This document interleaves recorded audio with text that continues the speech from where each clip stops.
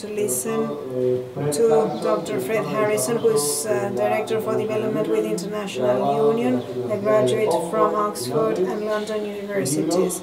His books, called Chaos Creators from 1997 and The Rise and Fall in 1995, predicted the causes and the time of the global economic crisis.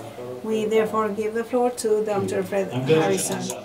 This week you will hear a lot of detail about the practical way to solve problems like housing, provision of transport, having communities that are sustainable, dealing with the environment, and all these issues are of fundamental importance, the detail of how to implement the reforms that we desperately need. My job is to place all of those micro solutions and problems in the big picture. We need to know, for example, how much time do we have to introduce the reforms that are of fundamental importance? Because if we have 100 years in which to make the changes, then we can take our time.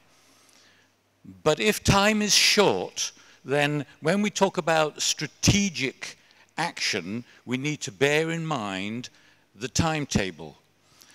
Now, I'm going to present to you a terrible proposition, and it's not intended to be a joke. I'm deadly serious. It's my view that the objective conditions in the world today are driving the world to a world war. Now, this is so serious a proposition that it should not be made in public unless there is real reason to believe that there is a possibility that in the not too distant future, we might be ending up in a 21st century version of a world war. So it's my job to try and suggest to you a way of thinking that will enable you to decide whether my fears are reasonable or not. The trouble, you see, is that at the highest levels of government decision-making, the way they think about the world's problems is so damaged, so distorted, that they are not making the correct decisions. They couldn't make it when people like me were warning them that the world was heading towards a financial crisis. I gave them, or at least the British government, 10 years warning that this would happen, and they took no notice. They were sure that I was wrong, that this time there would be no boom bust. And we now know that the decision makers, the people who are still in power, believe that they can help to negotiate out of the global, and it is a global, depression. If that is the quality of the thinking of the people who have the power, then we should be very worried. So, why would I suggest that the objective conditions are such that we may be heading towards world war, and why is it that I think that it is possible to prevent that happening, but we don't have a lot of time? What I'm trying to tell you is that in discussing these issues over the next 2 or 3 days, please try and think about the possibility that we don't have a lot of time. Which means we then, if I'm correct, it means we have to try and construct our strategies in a way that pushes the agenda forward faster than otherwise would be the case. The first thing to understand is that capitalism is not the kind of creature that we've been taught to believe in. It is not a neoliberal system, which is the favorite phrase. It is not the worker against the employer, which Marx emphasized. The fundamental elements, the structure of the system, it is a dual system. It is not a single, not a homogeneous creature, social system. It is made up of two very distinct, two separate cultures. One is the value-adding culture. People work, they add value to the wealth of the nation, they create things, and that is a very productive, it is what we're about. But living next door to this culture is the other culture. It's the culture that preceded, came before the industrial entrepreneurs of the 19th century who exploited the workers. That description is correct, but for hundreds of years before that, the additional system or culture, what I call the predator culture, came into being and still continues to rule the world today. It started off on a small scale, it now controls our social and economic system. And it's that shift in the ratio between the value adders, the people who work to create wealth that makes us rich, and the people who extract the value from the system. It's that ratio between the two that is now causing a crisis that makes it impossible for capitalism as we know it to continue.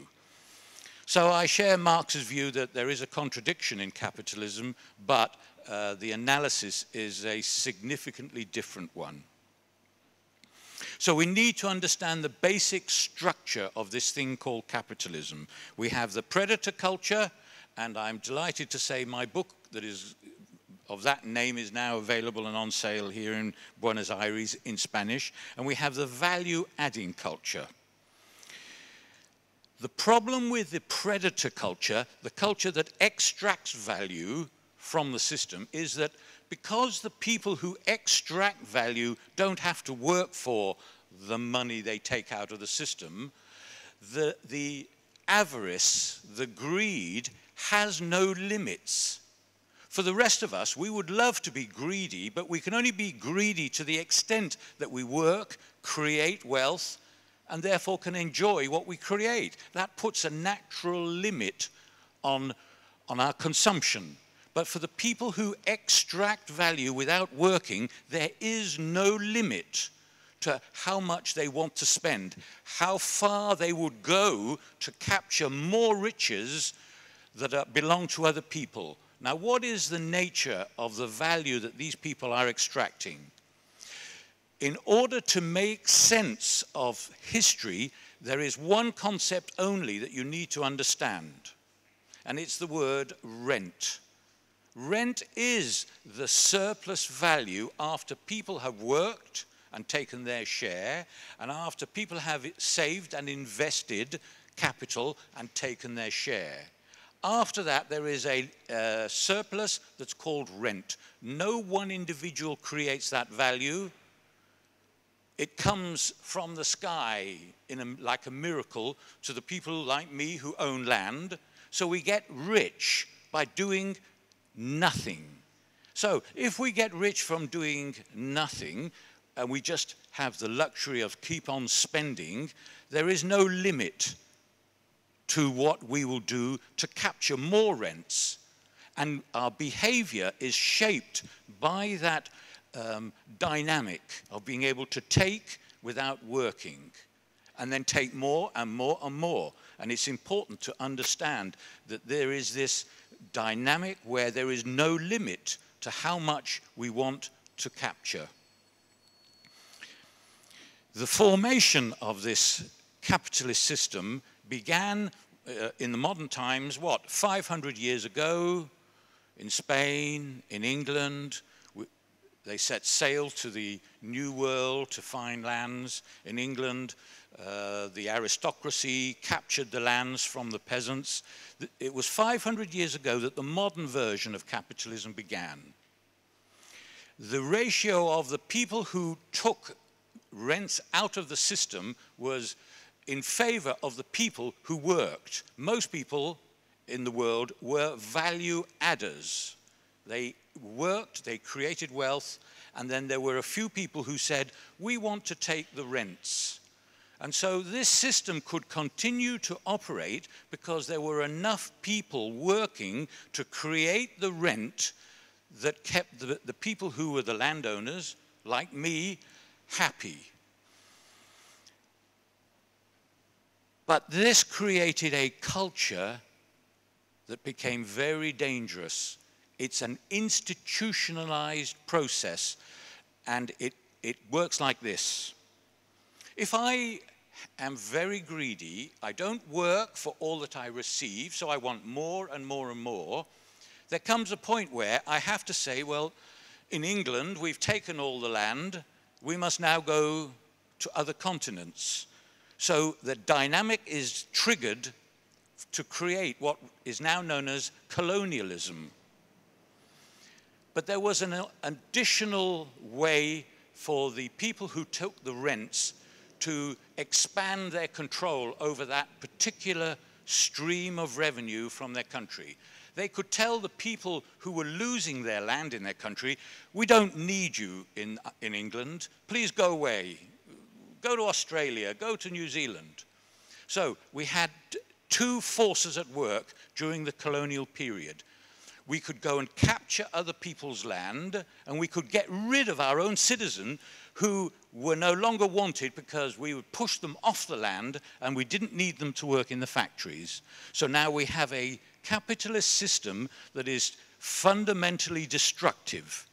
And it's worse than that, actually. What capitalism is a killing machine. Killing. And when I say killing, I mean that literally. When we talk about capitalism, usually people say, well, it's because the capitalists want profits and so on. And all of that is correct. But actually, capitalism is an institutionalized process for killing people. And that process still works today. And we have to factor that into our thinking if we want to understand what is going to happen over the next 20, 40 years. What is called the extensive appropriation of land, taking land from other continents, which is the colonial process, was grabbing land and killing people who were on the land there before we arrived. So we had to kill people or push them to the margins so that we could take their land. So that's one process of killing that is built into the system that we call capitalism, and it still works today. But there is a problem with this process, as I will explain in a second. The other process of killing is within our own countries. In the United Kingdom, for example, we get rid of about 50,000 people every year who die prematurely. So, for example, in a town called Blackpool, on the west coast in the north, babies born today who are boys will die, on average, 12 years earlier than baby boys born in Kensington or Chelsea in London. So we get rid of about 50,000 people every year within our own country. So this relieves the stress of the system.